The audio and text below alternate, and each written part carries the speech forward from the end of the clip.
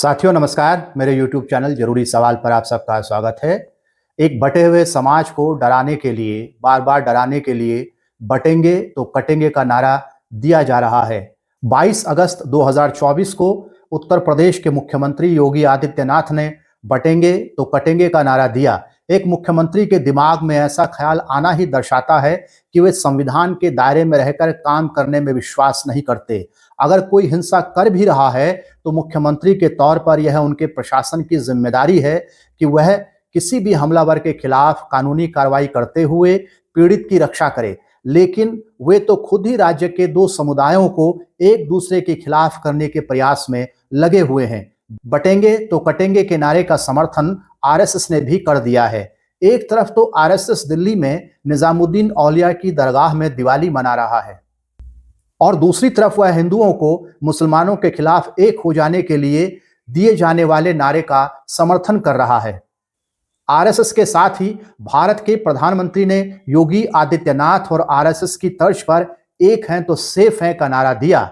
RSS तो एक गैर सरकारी संगठन है। देश को सांप्रदायिक आधार पर बांटने का एजेंडा उसके बनने की बुनियाद में है। लेकिन प्रधानमंत्री और उत्तर प्रदेश के मुख्यमंत्री ने तो भारत के संविधान की शपथ लेने के बाद ही अपना पदभार संभाला है। अगर वे भी विभाजनकारी राजनीति करते हैं तो यह ज्यादा दुखद बात है, क्योंकि उन्होंने संविधान की शपथ ली है। आरएसएस ने संविधान की शपथ नहीं ली है। वह कौन सा समुदाय है जिससे कहा जा रहा है कि वो एक रहें, बटे नहीं? वह कौन सा समुदाय है जिसे किसी अन्य समुदाय के खिलाफ खड़ा किया जा रहा है? जिन नेताओं ने संविधान की शपथ लेकर फ्रेटर्निटी यानी बंधुत्व के सिद्धांत के पक्ष में काम करने का वचन दिया है, उन्हें अपना वादा याद रखना चाहिए। यदि वे ऐसा नहीं करते हैं तो यह भारत के साथ सरासर वादा खिलाफी है। बटेंगे तो कटेंगे के संदर्भ में तुलसीदास द्वारा रचित रामचरितमानस में लिखे गए दो सिद्धांतों को आपके सामने प्रस्तुत कर रहा हूं। तुलसीदास द्वारा दिए गए इन दो सिद्धांतों को मानने वाला समूह पहले से ही बटा हुआ है। आज का सवाल यह है कि क्या हिंदू समुदाय आध्यात्मिक और नैतिक तौर पर बहुत पहले ही बटा हुआ है? इस सवाल का उत्तर है हाँ। यह बात सच है कि हिंदू समुदाय आध्यात्मिक और नैतिक आधार पर बटा हुआ है। वह कोई एकीकृत समूह नहीं है, क्योंकि जिन सिद्धांतों पर हिंदू समुदाय को रचा गया है वे सिद्धांत ही विभाजन के प्रिंसिपल पर टिके हुए हैं। क्योंकि प्रिंसिपल ही विभाजनकारी है, इसलिए व्यवहार में भी यह समाज विभाजित है। इस वीडियो में विचार के लिए आपके सामने जो प्रश्न रखा गया है उसके उत्तर को गोस्वामी तुलसीदास के रामचरितमानस में दिए गए दो उदाहरणों की मदद से समझते हैं। पहला उदाहरण रामचरितमानस के अरण्य कांड से लिया गया है। पूजई विप्रशील गुणहीना शूद्र न गुण गण ज्ञान प्रवीणा।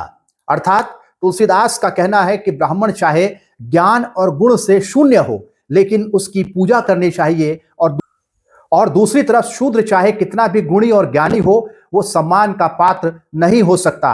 इस कथन में तुलसीदास ने सम्मान करने का एक पैमाना दिया है। तुलसीदास के अनुसार हिंदू समुदाय को इस पैमाने के हिसाब से व्यवहार करना चाहिए। तुलसीदास के इस पैमाने को सलाह और आदेश दोनों रूपों में लिया जा सकता है। तुलसी के अनुसार सम्मान जाति देखकर किया जाना चाहिए, न कि गुण देखकर। तो तुलसीदास के अनुसार हिंदू समुदाय का कोई शूद्र सदस्य सम्मान का हकदार हो ही नहीं सकता।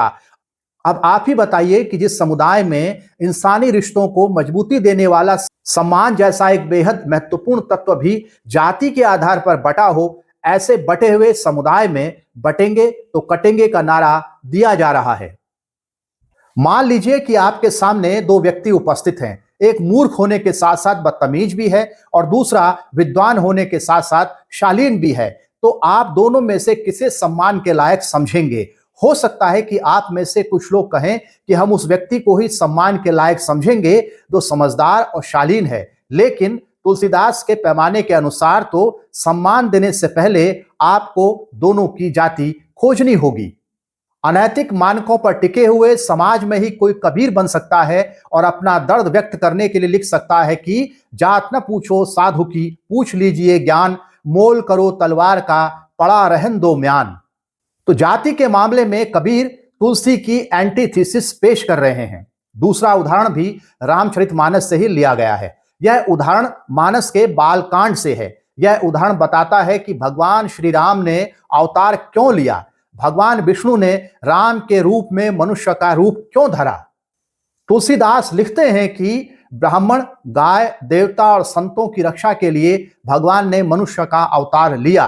तुलसीदास के राम ने आध्यात्मिक तौर पर स्वयं को एक वर्ण और एक पशु के साथ जोड़ लिया है। मेरा कहना है कि अगर भगवान किसी परम सुख का द्योतक है तो वह स्वयं को केवल एक वर्ण और एक पशु के साथ नहीं जोड़ सकता। एक बटे हुए भगवान की रचना करना तुलसी की अपनी मंशा को दर्शाता है, उनकी अपनी जो जातीय डिस्पोजिशन है उसको दर्शाता है। और अगर भगवान राम को मानने वाले तुलसी द्वारा रचे गए राम में विश्वास करते हैं तो फिर वे भी आध्यात्मिक तौर पर बटे हुए समाज की सत्यता पर मोहर लगाते हैं।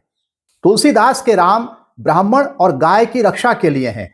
हमने देखा कि तुलसी हिंदू कहलाने वाले समुदाय को एक आध्यात्मिक और एक नैतिक मानक दे रहे हैं। आध्यात्मिक मानक के अनुसार राम ब्राह्मण और गाय की रक्षा के लिए अवतरित हुए और तुलसी के नैतिक मानक के अनुसार सम्मान पर मानव का नहीं, जाति का हक है।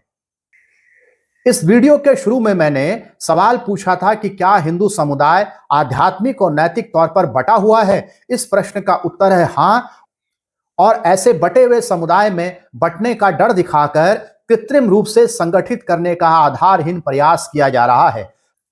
धर्म के आधार पर बांटने के षड्यंत्र इसलिए भी किए जाते हैं ताकि नागरिक अपने बुनियादी हकों और जरूरी सुविधाओं की मांग करने के लिए एकजुट न हो सकें। राज्य द्वारा नागरिकों को बांटे रखना लोकतंत्र में विश्वास न करने वाले राज्य की जरूरत होती है। चाहे बटेंगे तो कटेंगे का नारा हो और चाहे एक हैं तो सेफ हैं का नारा हो, इस तरह के नारों की बुनियाद में कट्टरता होती है और कट्टर समाज में किसी भी व्यक्ति के नागरिक हक सुरक्षित नहीं रह सकते।